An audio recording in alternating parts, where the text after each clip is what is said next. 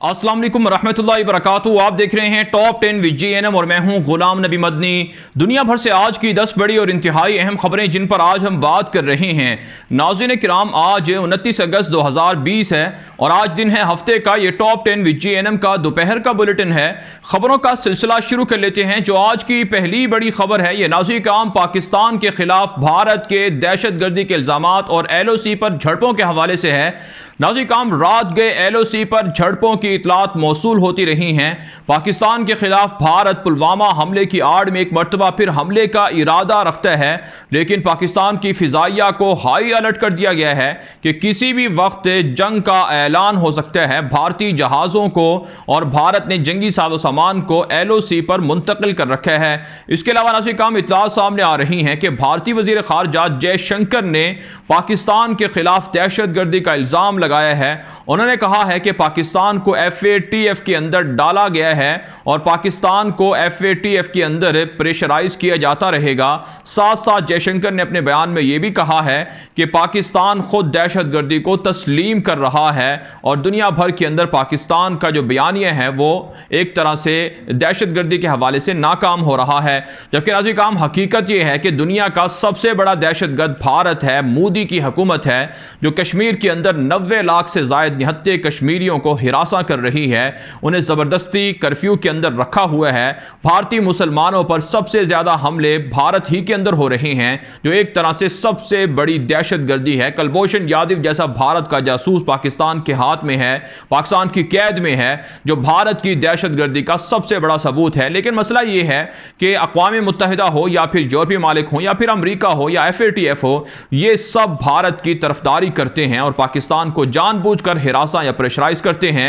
इसलिए ज़रूरी है कि पाकिस्तान अब इन दुश्मनों के खिलाफ जो इक़दामी जो वार है वो करे, इक़दामी जंग लड़े और दिफाई पोजीशन की बजाय इक़दामी पोजीशन पर आकर इनको जवाब दिया जाए। आगे बढ़ लेते हैं काम। जो आज की दूसरी बड़ी खबर है ये मकबूजा कश्मीर से है।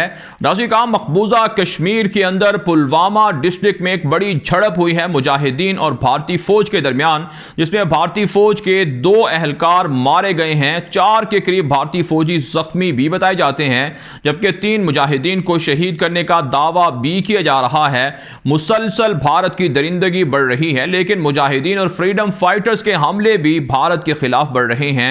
रवां साल अब तक 8 महीनों के दौरान भारत के 70 से ज़ायद फौजी मारे जा चुके हैं और दर्जनों जख्मी भी हुए हैं। अगरचे मुजाहिदीन को भी शहीद किया जा रहा है, लेकिन कश्मीरियों ने अज़म कर रखा है कि ग़ज़वा हिंद शुरू करके भारत को रुसवा किया जाएगा, निकाला जाएगा और फैसला कुन मार्का मकबूजा कश्मीर के अंदर शुरू हो चुका है। इसे जारी रखना होगा, अफगान तालिबान को आइडियल बनाना होगा। इसके अलावा नाज़रीन किराम इत्तलात सामने आ रही हैं कि मोदी की दहशतगर्द हुकूमत काले कवानीन के जरिए से कश्मीर के अंदर जो गवर्नर्स के जो अख्तियारात हैं उन्हें लामहदूद कर दिया गया है। वज़ीर आला को जो अख्तियारात हासिल होते थे उन्हें एक तरह से कम कर दिया गया है, जो भारत की रियासती दहशतगर्दी के मुतरादिफ है। डोमिसाइल जारी करके कश्मीरियों को तंग करके हिंदुओं को वहां पर बसाकर एक तरह से मोदी अपने ख्वाब पूरा करना चाहती है, लेकिन इंशाअल्लाह मोदी का यह ख्वाब कभी पूरा नहीं होगा। आगे बढ़ लेते हैं काम। जो आज की तीसरी बड़ी खबर है यह चीन और भारत के दरमियान जंग और तनाज़े के हवाले से है। नाज़रीन काम, भारतीय मीडिया दावा कर रहा है कि लद्दाख के अंदर चाइना जदीद किस्म के नए मुतबादिल रूट बना रहा है, सड़कें बना रहा है, रोड बना रहा है। 1962 के अंदर जिस तरह से चाइना ने भारतीय आर्मी को जवाब दिया था, जंग की थी, बिल्कुल उसी तरह लद्दाख के अंदर मुतबादिल रूट्स बनाए जा रहे हैं। इससे पहले हम आपको खबर दे चुके हैं कि 5G नेटवर्क इंस्टॉल किया जा चुका है और साथ साथ वहां पर खतरनाक जंगी जहाज़ों को भेजा जा चुका है और वहां पर खतरनाक किस्म के जो एयरबेसेस हैं या आप कह सकते हैं कि मिलिट्री कंपाउंड हैं वो बनाए जा रहे हैं, जो भारत के खिलाफ चाइना की एक बड़ी जंग की पेशन गोई है। इसके अलावा नाज़रीन किराम इत्तलात सामने आ रही हैं कि भारतीय मीडिया के मुताबिक वादी गलवान में जो जून के अंदर झगड़ा हुआ था जिसमें 50 के करीब भारतीय फौजी मारे गए थे, भारत अब दावा यह कर रहा है कि इसमें पहली जो हलाकत हुई थी वो चीन की हुई थी। तस्वीर भी वायरल हो रही हैं। अगर पहली हलाकत चीन की फौजी की हुई है तो इसका मतलब है कि ये जंग या आप कह सकते हैं झड़प या तनाज़ा पहले भारत ने शुरू किया है। भारत ने शरारत की है, जिसके जवाब में चाइना ने भारत के 50 फौजी मार डाले और 70 से जायद को जख्मी किया और दर्जनों लापता कर दिए गए थे। और अब भी बनासी काम भारत के इस बयान के बाद दुनिया भर के अंदर भारत की रियासती दहशतगर्दी साबित हो चुकी है। आगे बढ़ लेते हैं काम, जो आज की चौथी बड़ी खबर है ये अफगानिस्तान से है।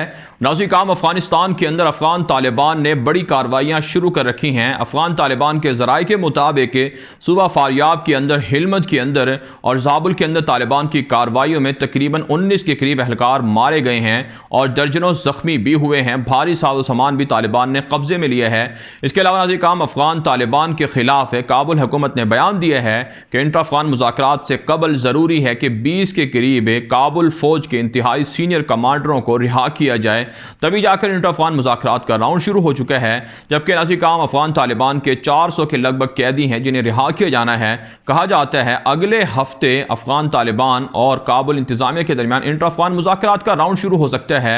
और जो वॉइस ऑफ अमेरिका है उसकी रिपोर्ट के मुताबिक अफगान तालिबान ने ऐलान किया है कि उनकी मुज़ाकराती टीम को मुकम्मल इख्तियारात हासिल हैं, वो जो चाहे फैसला करें। इसलिए आइंदा हफ्ते अफगान तालिबान की जो मुज़ाकराती टीम है वो मुज़ाकरात करके इमारत इस्लामिया का ऐलान कर सकती है। आगे बढ़ लेते हैं, जो आज की पांचवीं बड़ी खबर है ये चीन और अमेरिका के दरमियान जंग और तनाज़े के हवाले से है। नाज़रीन काम, पहली मरतबा ऐसा देखने में आ रहा है कि चीन की जानिब से बाकायदा अपनी फ़ौजों को अमरीकी फ़ौजों के मुकाबले में ला खड़ा किया गया है। साउथ चाइना सी के अंदर अमरीकी बाहरी बेड़े मौजूद हैं जहाँ पर जदीद किस्म के जो मिसाइल्स हैं उनका तजर्बा भी चाइना की जानिब से किया जा रहा है। और अब चाइना की जानिब से अपनी फ़ौजों को भी हाई अलर्ट कर दिया गया है कि चीन के खिलाफ या अमरीका या भारत दोनों मुश्तरका तौर पर हमला कर सकते हैं। इसलिए ज़रूरी है कि फ़ौजी अलर्ट रहें, उनके मुकाबले में रहें। कहा जाता है कि बड़ी जंग की पेशन गोई की जा रही है। इसके अलावा नाज़रीन काम, इतलात ये हैं कि अमरीका के अंदर जो चाइना के एक शहरी थे उसको सॉफ्टवेयर मुंतकिल करने या जासूसी के इल्ज़ाम में गिरफ्तार भी कर लिया गया है। आगे बढ़ लेते हैं काम, जो आज की छठी बड़ी खबर है ये तुर्की से है। नाज़रीन काम, तुर्की और यूनान के दरमियान जंग का मंजर बनता हुआ नज़र आ रहा है और इस हवाले से नाज़रीन काम, बहरे मुतवस्सत के अंदर शदीद किस्म की जो कशीदगी है वो बढ़ चुकी है। और इतलात ये हैं कि जो तुर्की है, तुर्की की फ़िज़ाइया ने कल यूनान के 6 जंगी जहाज़ों को F-16 तैयारों को घेरा है और उन्हें वार्निंग दी है कि वो उनकी हदूद से बाहर निकल जाएं वरना उन्हें मार गिराया जाएगा। जबकि नाज़रीन काम, इत्तलात मौसूल हो रही हैं कि मुत्तहिदा अरब इमारात के 9 F-16 तैयारे भी यूनान की मदद के लिए जंगी मशकों में मसरूफ़ हैं और यूरोपीय यूनियन ने तुर्की के खिलाफ बड़ी पाबंदियाँ लगाने की धमकी भी दी है। साथ साथ नाज़रीन काम, नेटो के जो सरबराह हैं उन्होंने तैयब एर्दोगान से फ़ोन पर बातचीत की है और तैयब एर्दोगान ने नेटो को कहा है कि अगर वो उनकी मदद नहीं करेंगे तो तुर्की नेटो से अलग हो जाएगा और फिर नेटो के खिलाफ भी ऐलान जंग होगा। जबकि नाज़रीन काम, तुर्क वज़ीर दिफा की यूके के जो वज़ीर दिफा हैं उनसे फ़ोन पर बातचीत हुई है और इटली और जो बरतानिया है उन्होंने कहा है कि वो तुर्की के साथ खड़े हुए हैं। जबकि फ़्रांस ने तुर्की के खिलाफ ऐलान जंग कर रखा है। नाज़रीन काम, आप जानते हैं अरबों डॉलर के गैस और पेट्रोल के ज़खायर तुर्की को बहर मुतवस्सत के अंदर मिले हैं। यूरोप नहीं चाहता कि तुर्की के हाथ ये गैस और पेट्रोल के ज़खायर लगें और तुर्की तरक्की करे और तुर्की यूरोप से या दुनिया के अंदर एक मरतबा फिर खिलाफत उस्मानिया को जिंदा कर दे। इसीलिए ये साजिशें की जा रही हैं। आगे बढ़ लेते हैं, जो आज की 7वीं बड़ी खबर है ये शाम से है। नाज़रीन काम, एक ताज़ा तरीन रिपोर्ट मौसूल हो रही है कि रूस ने 7 जहाज़ों के अंदर भारी साजो सामान, जंगी साजो सामान शाम पहुँचा दिया है। फ़ौज में भी इजाफा कर दिया गया है रूस की जानिब से शाम के अंदर और नया एयर डिफेंस सिस्टम भी शाम पहुँचा दिया गया है। साथ साथ ड्रोन तैयारे भी रूस ने शाम भेज दिए हैं। इसमें नाज़रीन काम, 2 बड़ी बातें सामने आ रही हैं। एक तो ये है कि रूस और अमेरिका के दरमियान शाम के अंदर क्लैश हुआ है, झगड़ा हुआ है, झड़पें हो रही हैं और तवक्को ये की जा रही है कि आइंदा आने वाले दिनों के अंदर हो सकता है कि रूस और अमेरिका के दरमियान झड़पें हों। इसलिए वहाँ पर रूस अपने जंगी साजो सामान को बढ़ा रहा है। जबकि जो तुर्की की जानिब से कहा गया था जंगबंदी मुआहदे का, तो इसे भी रूस ने मुस्तरद कर दिया है। दूसरी बात नाज़रीन काम, ये भी हो सकती है कि चूंकि तुर्की को घेरने का प्लान है तो यूरोप के साथ मिलकर रूस भी कहीं तुर्की के खिलाफ बहर मुतवस्सत में हमले ना कर सके। दूसरी बात नाज़रीन काम ये है कि कि तुर्की के ख़िलाफ़ चूँकि यूरोप मुत्तहिद है और यूरोप बहर मुतवस्सत के अंदर तुर्की पर हमला करना चाहते हैं, तो इसलिए हो सकता है कि रूस भारी साजो सामान शाम के अंदर इसलिए पहुँचा रहा है ताकि तुर्की के ख़िलाफ़ हमला किया जा सके। इसके अलावा नाज़रीन काम इत्तलात मौसूल हो रही हैं कि बशार अल असद की फ़ौज के कई फ़ौजियों पर हमले हुए हैं जिसमें वो मारे गए हैं, जबकि तुर्की के ख़िलाफ़ इल्ज़ाम लगाया जा रहा है कि वह शाम से जंगजुओं को भर्ती करके आज़रबाईजान भेज रहा है ताकि आर्मीनिया के ख़िलाफ़ लड़ाया जा सके। आगे बढ़े नाज़रीन काम, जो आज की 8वीं बड़ी खबर है ये इराक से है। नाज़रीन काम, ताज़ा तरीन खबर मौसूल हो रही है कि सऊदी अरब के 20 के करीब फ़ौजी जो दस्ता था उसे इराक से शाम मुंतकिल कर दिया गया है, जो अमेरिका के साथ मिलकर मुश्तरका तौर पर पेट्रोलिंग करेगा। इससे पहले जो सऊदी अरब के फ़ौजी थे वो ताजी एयरबेस पर मौजूद थे इराक के अंदर। वहाँ से जैसे जैसे इराक से अमरीकी फ़ौजी निकल रही हैं वैसे वैसे जो उनके इत्तेहादी हैं वो भी निकल रहे हैं। अब एक ख़बर यह भी मौसूल हो रही है कि इराक से अमेरिका ने अपनी फ़ौजियों को निकाल कर शाम मुंतकिल करना शुरू कर दिया है, जो एक तरह से एक बड़ी जंग की प्लानिंग बनती हुई नज़र आ रही है। इसके अलावा नाज़रीन काम इत्तलात मौसूल हो रही हैं कि इराक के अंदर कोरोना वबा की वजह से जो मुहर्रम के दिनों में जुलूस होते हैं या वहाँ पर आने जाने का सिलसिला होता है रोज़ा हुसैन पर, हुसैन रज़ी अल्लाह तआला अन्हु पर, और इसी तरह से जो करबला का मकाम है या दीगर जगह हैं वहाँ पर उनकी आमद व रफ्त ज़ायरीन की रोकी गई थी, लेकिन ज़बरदस्ती लोगों ने वहाँ पर आना जाना शुरू कर दिया है। आगे बढ़े नाज़रीन काम, जो आज की 9वीं बड़ी खबर है ये ईरान से है। नाज़रीन काम, एक ताज़ा तरीन खबर मौसूल हो रही है कि ईरान की जानिब से नया जदीद किस्म का बायोमेट्रिक सिस्टम लॉन्च कर दिया गया है जिससे अवाम पर नज़र रखी जाएगी कि कौन हुकूमत के ख़िलाफ़ काम कर रहा है और कौन जो है वो बैरूनी दुनिया से राब्ते करके जासूसी कर रहा है।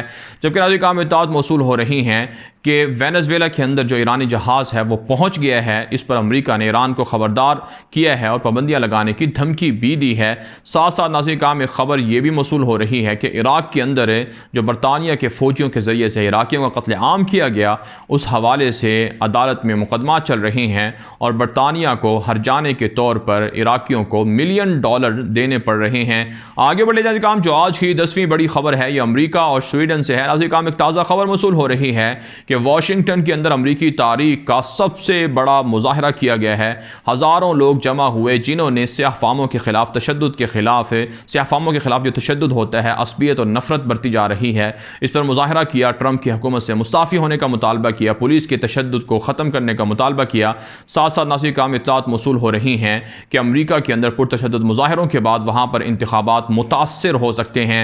जबकि नाज़रीन काम स्वीडन से खबर आ रही है कि एक सफ़ेद फार्म ईसाई दहशतगर्द ने मुसलमानों को इश्तियाल दिलाने के लिए कुरान पाक का नुस्खा जलाया है। मुसलमानों ने मुजाहरा किया है और उन्हें गिरफ्तार करने का दहशतगर्दों को मुतालबा किया है। इस्लामोफोबिया यूरोप के अंदर बढ़ता जा रहा है, लेकिन मेरे अल्लाह के रसूल सल्लल्लाहु अलैहि वसल्लम का वादा है कि हर घर के अंदर इस्लाम दाखिल होगा।